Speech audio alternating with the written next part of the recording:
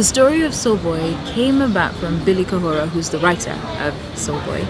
And he is originally a writer of novellas. And he was doing research for a most recent novella that subsequently didn't get made, didn't get written, about myth and tradition in an urban setting. And he chose to write the script based on the research that he'd made on that. The script was presented to me by Tom Tykwer, who is my mentor and was the executive producer of Soul Boy.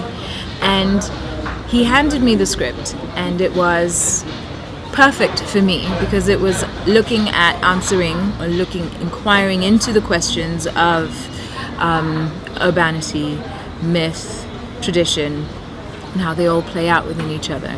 The story of Soul Boy is about Abby, a 14-year-old boy who is out to save his father's soul in 24 hours, or before the sun comes up next, because his dad's soul was stolen by the Nyawawa, who is this mythical creature.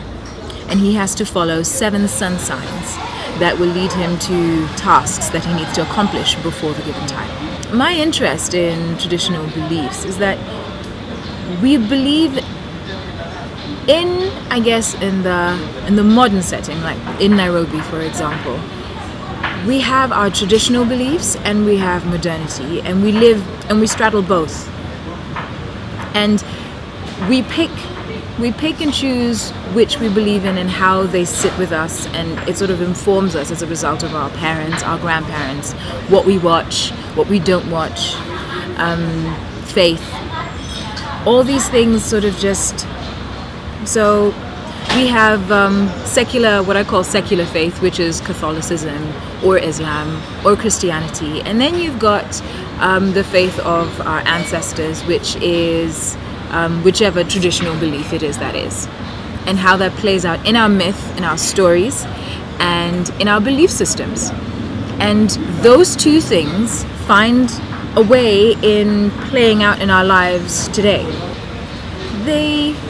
Traditional beliefs for me inform how I treat people,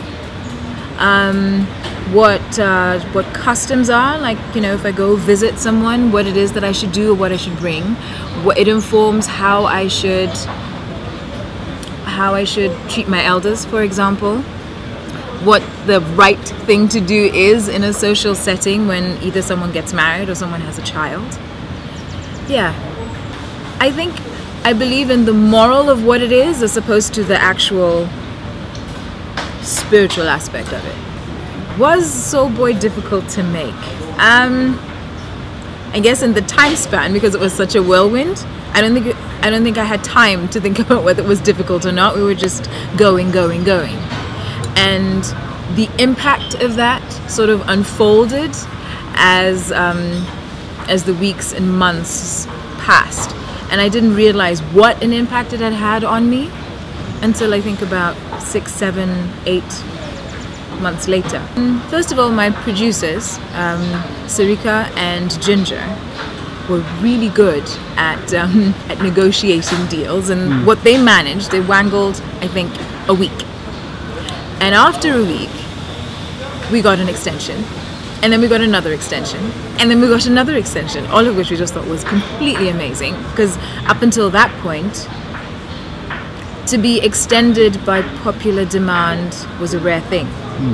And that meant that Soul Boy had, you know, legs of its own. Social media definitely had a big role to play in how Soul Boy was. It was the internet's word of mouth that got people into the cinema. The prize that I won at the Cordoba African Film Festival is the Director's Eye Award, which is a prize for a fiction project in development that has potential to be made to fruition.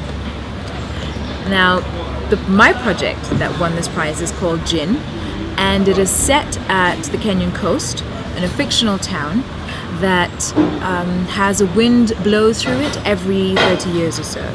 And this wind carries with it a spirit that selects particular people. No one knows who or why it picks those people, but what it does is it blows out whatever uncertainties they have about whatever it is that they care about the most, consciously or unconsciously. and causes them to take action on those desires and what the consequences are of that.